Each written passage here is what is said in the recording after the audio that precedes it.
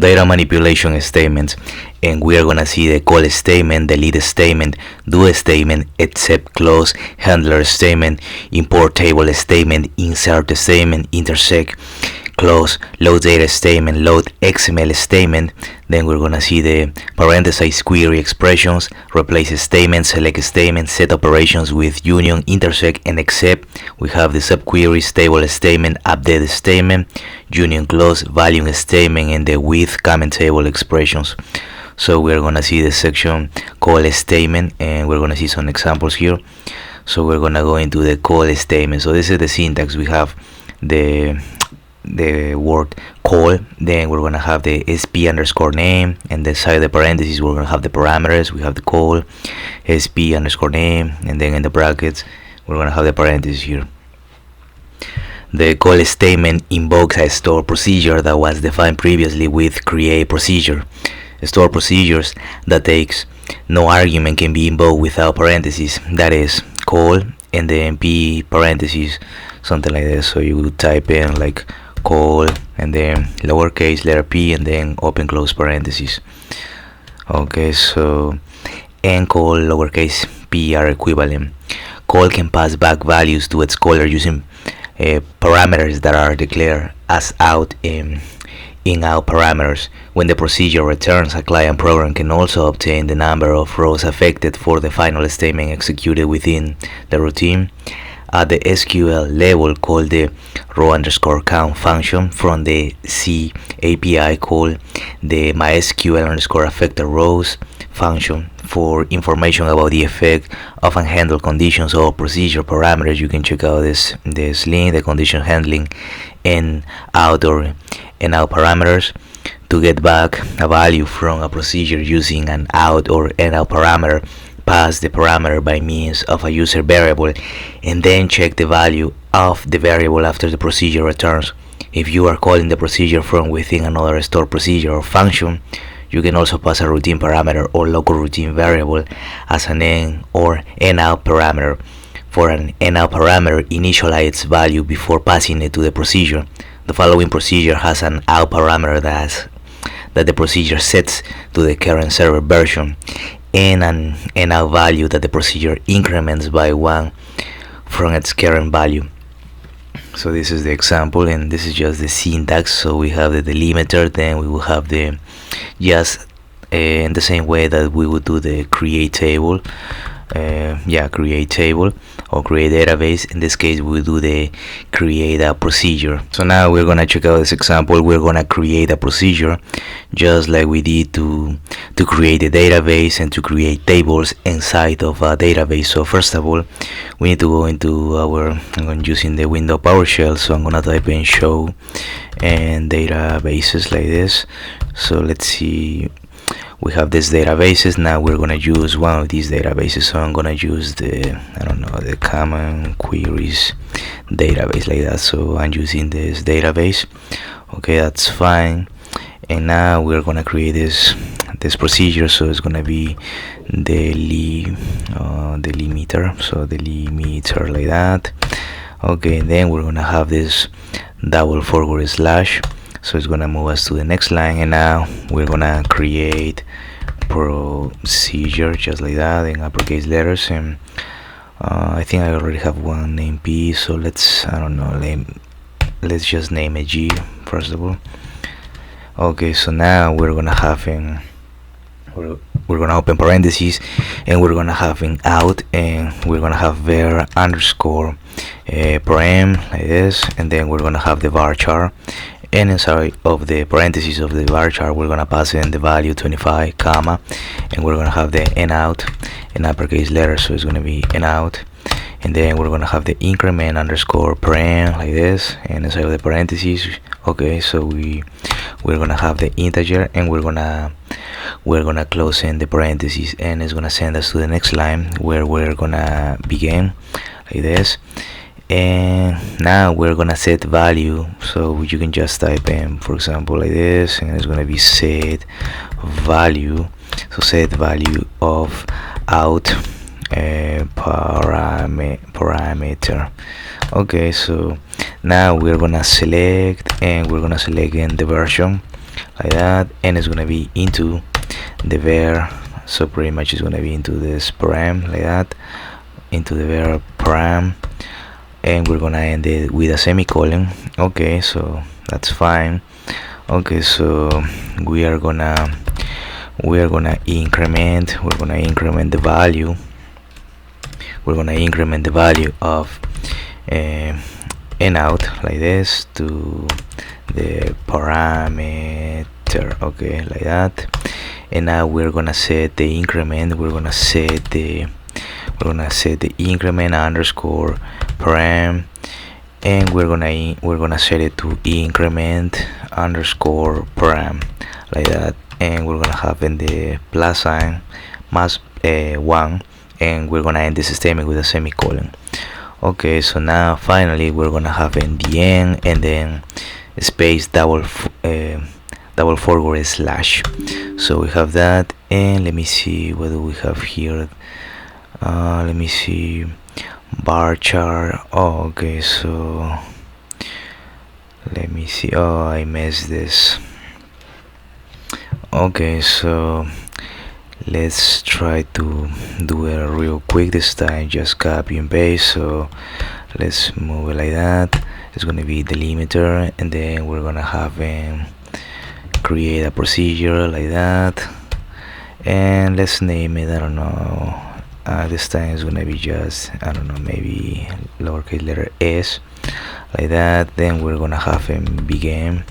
Okay, so we're gonna have this set value. Okay, so set value parameter. Then we're gonna select, okay, let's select version into the param. So pretty much the same. I'm just changing this value from G to lowercase letter s. So we have that. Now we're gonna have the increment. Okay, so we have that, and we're gonna set the increment param, and we're gonna set it to increment plus 1. Okay, so we have that. We're gonna have the end and the double forward slash. Okay, so now it's fine. And finally we can just delimiter, so we can paste it here, delimiter, and okay, so well, it was not necessary, but yeah, query okay, 0 rows affected. So we have that. This is the example. Yeah, before calling the procedure, initialize the variable to be passed as in the now parameter. After calling the procedure, you can see that the values of the two variables are set or modified. So let's check out. Set increment is set to 1, so let's set it. So it's gonna be set, and it's gonna be add. Okay, add increment, and it's gonna be equal to 10, and we end up with a semicolon. Okay, now we're gonna call him, okay, was what we name it, lowercase letter s. So call s, lowercase letter s, we open close parentheses, add version. So it's gonna be add version comma, and it's gonna be add increment, like that. We're gonna end this statement with a semicolon. Okay, so that's fine. So let's make it a little smaller, and let's move it here. Now finally we're gonna select, and we're gonna select in the version. We're gonna select the version comma, and we're gonna select add increment. So it's gonna be increment, and we're gonna end it with a semicolon. And as you can see, we have at the version we have the 8.0.33, and the add increment we have 11. So we have that. And prepare call statements use the prepare and execute. Placeholders can be used for and parameters, out and out parameters. These types of parameters can be used as follows. So we can set the increment equal to 10. So let's do that. So okay, let's set, and it's gonna be add increment, and we're gonna set it to 10. We ended up this statement with a semicolon, so we're okay, 0 rows affected. Now we're gonna prepare. So we're gonna prepare. Okay, so now they're using the lowercase letter s, so let's use lowercase letter h, so, or just lowercase letter d. Okay, and it's gonna be in uppercase letters, so it's gonna be prepare d from, and now we're gonna use single quotes, and we're gonna end up this statement with a semicolon, but inside of the single quotes we're gonna call we're gonna call him, well, in this case we're gonna call in the lowercase letter s procedure, and here we're gonna open parentheses, and we're gonna have the question mark, two question marks separated by a comma.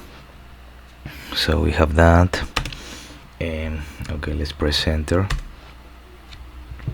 Okay, so query okay, zero rows affected, so we have that. And now let's execute. So execute, and it's gonna be it's not gonna be s, but it's gonna be lowercase letter d, using, it's gonna be, we're gonna execute lowercase letter d using add version. We're gonna add version and add increment, so we end up with a semicolon.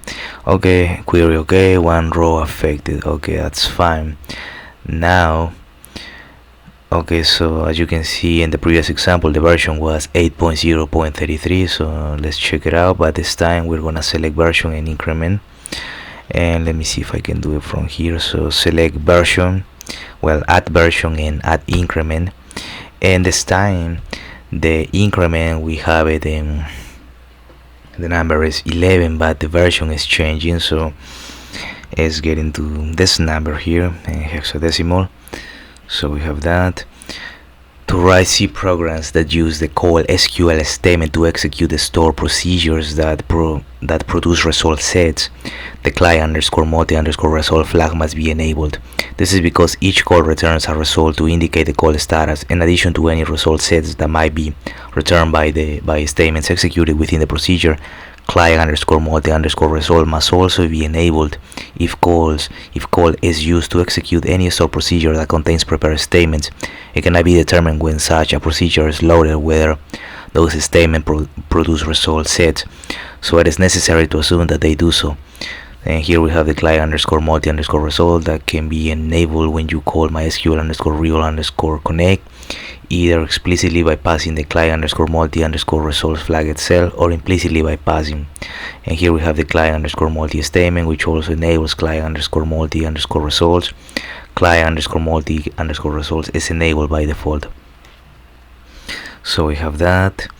And what else do we have here? So to process the result of a call statement executed using MySQL_query or MySQL_real query, use a loop that calls MySQL_next_result to determine whether there are more results. For example, see my multiple statement execution support. C programs can use prepare statement interface to execute call statements and access out and out parameters. This is done by processing the result of a call statement using a loop that calls MySQL_stmt_next_result to determine whether there are more results. For an example, C prepare call statement support languages that provide a MySQL interface can use prepare call statements to directly retrieve out and out procedure parameters. Metadata changes to objects referred to by store programs are detected and cause automatic reparsing of the affected statement when the program is next executed. For more information, you can check out section 8.10.3, caching of prepared statements and store programs. So that's what we have for this section, the call statement.